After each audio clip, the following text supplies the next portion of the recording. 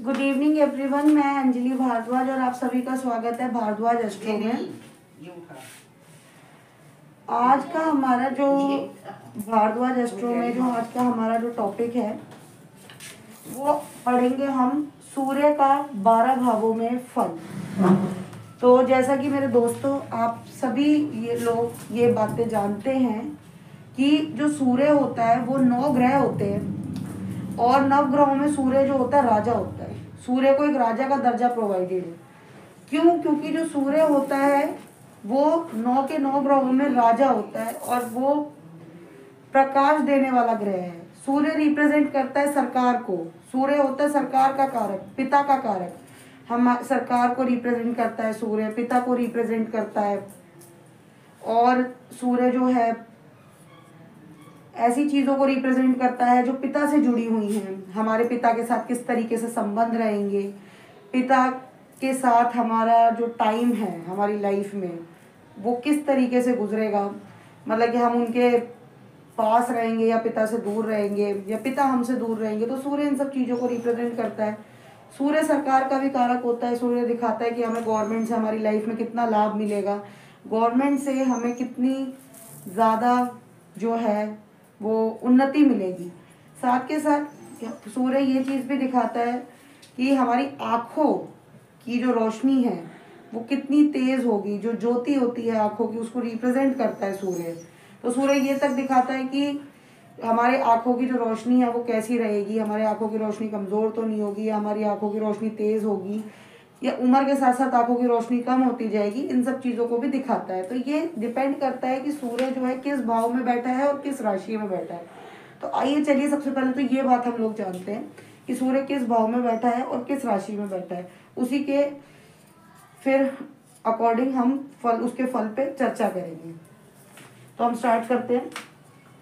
सूर्य का 12 भावों में फल। तो जिस तरीके से आप देख रहे हैं दोस्तों, ये एक लगन चार्ट बन रखा है। ये मैंने एक नॉर्मल सी सिंपल सी कुंडली बना रखी है जो स्टार्ट होती है नंबर 1 से। तो आप जानते हैं कि जो 1 नंबर होता है वो मेष राशि को रिप्रेजेंट करता है। तो ये जो हमारी जो कुंडली होती है इसके अंदर टोटल 12 घर होते हैं और 12 जो घर होते हैं वो 12 राशियाँ होती हैं। मतलब हर घर में 12 राशियाँ मतलब होंगी। अब जैसे कि ये पहला घर है तो पहले घर में मैंने यहाँ पे 1 नंबर लिखा है यानी मेष राशि। ये दूसरा घर है तो यहाँ पे मैंने 2 नंबर लिखा है यानी वृषभ राशि। ये 3 नंबर है यानी कि ये है मिथुन राशि। ये 4 नंबर है यानी ये कर्क राशि है। ये 5वां भाव है, यहाँ पे मैंने 5 लिख रखा है और ये है सिंह राशि। तो जो सिंह राशि होती है वो सूर्य की राशि होती है। 12 राशियाँ होती हैं और 12 में से जो 5 नंबर की जो राशि होती है यानी कि जो सिंह राशि होती है बेसिकली वही सूर्य की राशि है। सिंह राशि ही सूर्य की राशि है और सिंह राशि में अगर सूर्य देव विराजमान हो तो वो उसकी स्वराशि कहलाती है। यानी कि अगर सूर्य देव सिंह राशि में ही है अपनी कुंडली में तो वो अपनी खुद की राशि में बैठे हुए हैं। सूर्य जो होता है वो संतान का भी कारक माना गया है क्योंकि हमारे जो 12 भाव है तो उसमें से 5वां भाव सूर्य को मिल रखा है। यहाँ पे सूर्य की राशि आ रही है यानी 5वां भाव सूर्य को मिल रखा है और सूर्य जो होता है संतान का भाव कहलाता है। तो अगर आपका 5वां भाव अच्छा है तो आपको संतान सुख भी अच्छा ही मिलेगा। अब ये है 6 नंबर यानी कि कन्या राशि, 7 नंबर यानी तुला राशि। अब ये जो तुला राशि होती है 7 नंबर की, इसके अंदर सूर्य देव नीच के हो जाते हैं यानी कि इस राशि के अंदर जो सूर्य देव हैं वो अपने अच्छे रिजल्ट्स बिल्कुल भी नहीं देंगे। ये है 8 नंबर यानी कि वृश्चिक राशि। ये है 9 नंबर यानी धनु राशि। ये है 10 नंबर यानी कि मकर राशि। ये है 11 नंबर यानी कुंभ राशि और ये है 12 नंबर यानी कि मीन राशि। तो आइए दोस्तों चलिए जानते हैं कि सूर्य किस भाव में बैठेंगे तो किस तरीके के रिजल्ट्स देंगे। तो जैसा कि आप यहाँ पे देख पा रहे हैं मेष राशि जो है मैंने यहाँ पे सबसे आगे 1 नंबर लिख रखा है। 1 नंबर होता है यानी मेष राशि। अगर सपोज कीजिए कि कुंडली में सूर्य देव इन 3 स्थानों को छोड़ के जो त्रिक भाव कहलाते हैं यानी कि 6, 8, 12, 6, 8, 12 कुंडली के त्रिक भाव कहलाते हैं। त्रिक भाव यानी कि जो ईवल हाउसेज हैं, जो बैड रिजल्ट्स प्रोवाइड करते हैं, ये जो भाव होते हैं लॉस रिप्रेजेंट करते हैं, ये हमारी हेल्थ इश्यूज को रिप्रेजेंट करते हैं, ये कोर्ट कचहरी को रिप्रेजेंट करते हैं। ये जो भाव होते हैं ये हमारी आयु को रिप्रेजेंट करते हैं, हमारी लंबी बीमारियों को रिप्रेजेंट करते हैं। जैसे कि अगर आप यहाँ पर देखें 8वां भाव जो होता है आयु का भाव होता है, ये लंबी बीमारियों को भी रिप्रेजेंट करता है। 6ठा भाव जो होता है ये कोर्ट कचहरी का भाव है, ये कोर्ट केसेस को शो करता है, डाइवोर्स को शो करता है, हेल्थ इश्यूज को शो करता है, छोटी मोटी दुर्घटनाओं को शो करता है।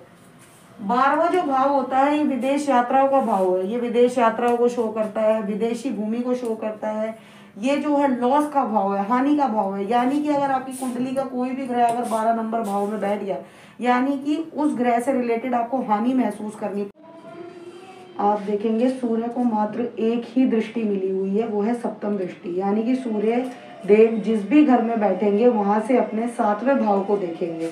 यानी कि अगर सूर्य बैठे हैं 1 नंबर में, तो 1 नंबर में बैठ के वो अपनी जो सप्तम दृष्टि है, यानी कि पहले भाव में बैठ के वो अपनी सप्तम दृष्टि से 7वें भाव को देखेंगे। अगर वो दूसरे घर में बैठे हैं तो वो अपनी सप्तम दृष्टि से 8वें भाव को देखेंगे। अगर वो तीसरे भाव में बैठे हैं तो अपनी सप्तम दृष्टि से 9वें भाव को देखेंगे। अगर वो चतुर्थ भाव में बैठे हैं तो वो अपनी सप्तम दृष्टि से 10वें भाव को देखेंगे। अगर वो 5 नंबर में बैठे हैं तो वो अपनी सप्तम दृष्टि से 11वें भाव को देखेंगे। अगर वो 6 नंबर में बैठे हुए हैं तो यानी कि 6ठे भाव में बैठे हुए हैं तो अपनी सप्तम दृष्टि से 12वें भाव को देखेंगे। 10 नंबर में बैठे हैं तो अपनी सप्तम दृष्टि से चतुर्थ भाव को देखेंगे। यानी 7 नंबर में बैठे तो अपनी सप्तम दृष्टि से लगन को देखेंगे। 8 नंबर में यानी कि 8वें भाव में बैठे हैं तो अपनी सप्तम दृष्टि से दूसरे भाव को देखेंगे। और अगर वो 9 नंबर यानी कि 9वें भाव में बैठे हैं तो वो अपनी सप्तम दृष्टि से तीसरे भाव को देखेंगे। और अगर वो 11 नंबर में बैठे हैं तो अपनी सप्तम दृष्टि से वो पंचम भाव को देखेंगे। और अगर वो 12वें भाव में बैठे हैं तो अपनी सप्तम दृष्टि से वो 6ठे भाव को देखेंगे। तो यानी कि सूर्य देव जिस भी घर में विराजमान होंगे वहां से बैठ के अपने से 7 भाव आगे अपनी मतलब कि जो दृष्टि है वहां डालेंगे, अपने से 7 भाव आगे, मतलब अपने से 7 घर आगे अपनी दृष्टि को डालेंगे। और फिर जो वहां पे राशि बैठी हुई है, अगर वो सूर्य देव के अनुकूल राशि है तो वो सूर्य देव उसके अनुकूल रिजल्ट देंगे। और अगर सूर्य देव की प्रतिकूल राशि है यानी कि तो उसके अकॉर्डिंग प्रतिकूल रिजल्ट देंगे। तो आइए अब समझते हैं कि किस तरीके से ऐसा होता है। अब देखिए जिस तरीके से मैंने आपको बताया था कि 6, 8, 12 ये जो 3 भाव होते हैं कुंडली में त्रिक भाव कहलाते हैं। और इसके अंदर कोई भी ग्रह बैठा होगा तो वो अपने नेगेटिव रिजल्ट्स ही देगा, वो जातक को कभी भी पॉजिटिव रिजल्ट्स नहीं दे सकता। और बाकी अगर सपोज कीजिए कि सूर्यदेव लगन में ही बैठ जाते हैं, यानी कि सूर्यदेव लगन में बैठ गए, तो लगन में यहाँ पे मैंने जैसे 1 नंबर लिखा है क्योंकि मेष लगन की कुंडली है। ये जो कुंडली है ना ये मेष लगन की कुंडली मैंने यहाँ पे बना रखी है। जरूरी नहीं है कि हर कुंडली में यहाँ पे 1 नंबर ही लिखा हो। किसी कुंडली में अगर यहाँ पे 2 नंबर लिखा है यानी वो वृषभ लगन की कुंडली कहलाएगी। अगर यहाँ पे 3 नंबर लिखा है तो वो मिथुन लगन की कुंडली कहलाएगी। अगर यहाँ पे 4 नंबर लिखा है तो वो कर्क लगन की कुंडली कहलाएगी। अगर यहाँ पे 5 लिखा है तो वो सिंह लगन की कुंडली कहलाएगी। अगर यहाँ पे 6 नंबर लिखा है तो वो कन्या लगन की कुंडली कहलाएगी। अगर यहाँ पे 7 नंबर लिखा है तो तुला लगन की कुंडली कहलाएगी। अगर यहाँ पे 8 नंबर लिखा हुआ है तो वृश्चिक लगन की कुंडली कहलाएगी।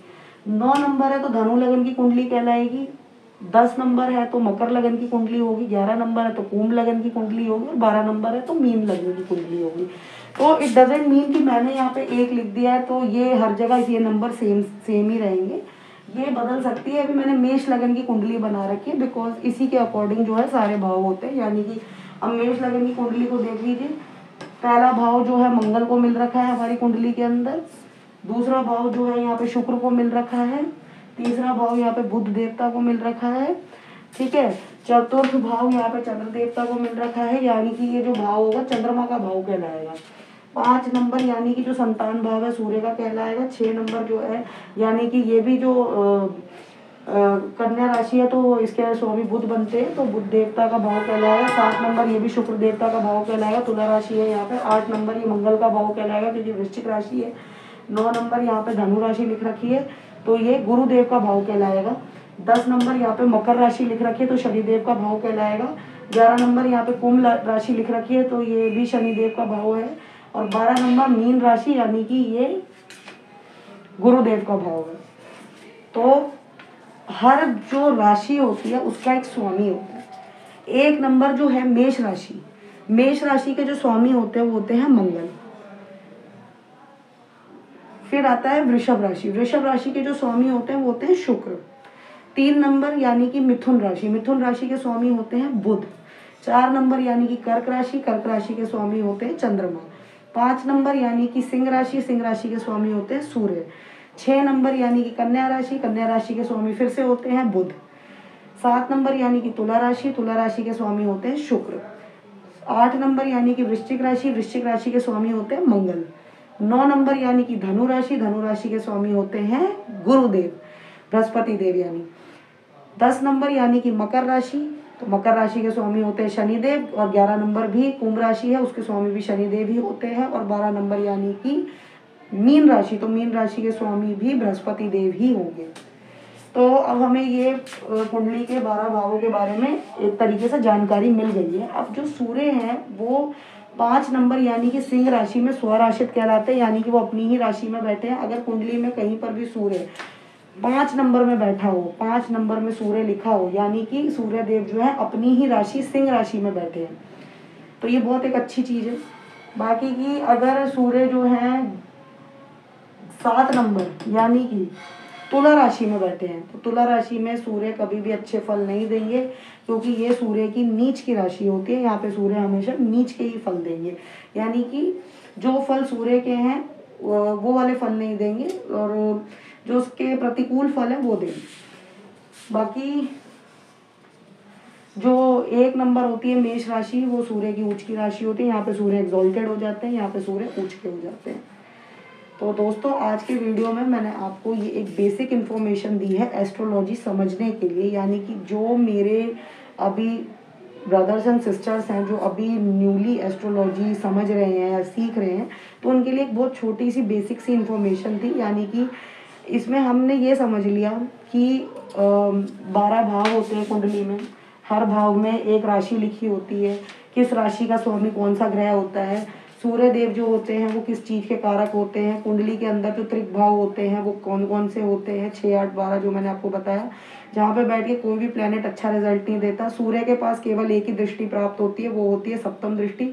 सूर्य जिस तो गाइज जैसा कि मैंने आपको अपनी वीडियो में एक्सप्लेन किया कि सूर्य जो है वो 12 भावों में बैठ के कैसे रिजल्ट्स देंगे, अब वो किन किन ग्रहों के साथ युति बना के क्या रिजल्ट्स देंगे, और वो किस नक्षत्र में है तो उसका क्या रिजल्ट होगा, अगर वो कोई राजयोग का निर्माण कर रहे हैं तो उसका क्या रिजल्ट होगा, और अगर वो किसी दुर्योग का निर्माण कर रहे हैं तो उसका क्या रिजल्ट होगा, उनके दृष्टि संबंध से क्या रिजल्ट आएगा, इन सब चीज़ों पे भी हम चर्चा करेंगे अगले वीडियो में। तो जब तक के लिए आप सभी को मेरी तरफ से जय श्री राम।